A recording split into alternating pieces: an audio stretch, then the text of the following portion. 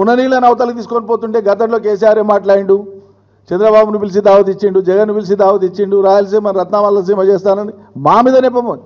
ఎందుకు చెప్పిండు కేసీఆర్? చెప్పిండు, ఇవాళ చెప్తాడు, రేపు కూడా చెప్తాడు బరాబర్కి. ఎందుకు చెప్తాడు, ఏం చెప్తాడు కేసీఆర్? తెలంగాణ ప్రాంత ప్రయోజనాలు నెరవేరినాక, ప్రాథమికంగా మా ప్రయోజనం నెరవేరినాక, మా ఆకలి తీరినాక, మా దప్పు తీరినాక, మా సాగుబడి ఏలినాక తప్పకుండా మిగిలిన నీళ్లు ఇతర క్షామపీడిత ప్రాంతాలకు పోవాల్సిందే, రాయలసీమ ప్రజలకు కూడా న్యాయం జరగాల్సిందే. ఇది ఆనాడు, నేడు, రేపైనా మేము ఇది మాట్లాడతాం, దీనికి కట్టుబడి ఉన్నాం మేము. నువ్వు తెలంగాణను గాలికి వదిలేసి అవతలకు సాయం చేసేటువంటి విధంగా నువ్వు మాట్లాడతావు. రోజు తెలంగాణను తేలిక చేసి మాట్లాడతావు, 10 ఏళ్ళ తెలంగాణను అవమానించి మాట్లాడతావు. కేసీఆర్ లేకపోతే నువ్వు ఎక్కడన్నా నాకు అర్థం కాదు. ఇది తమాషాగా ఉంది.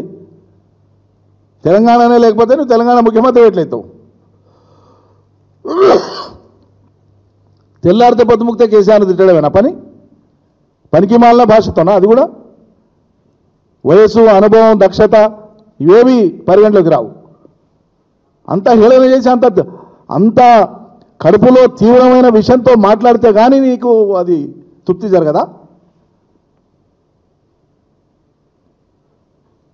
ఎంత తీక్షణంగా గుచ్చి మాట్లాడితే అంత ఆనందపడేటట్లు. ఇది ఏం పద్ధతి?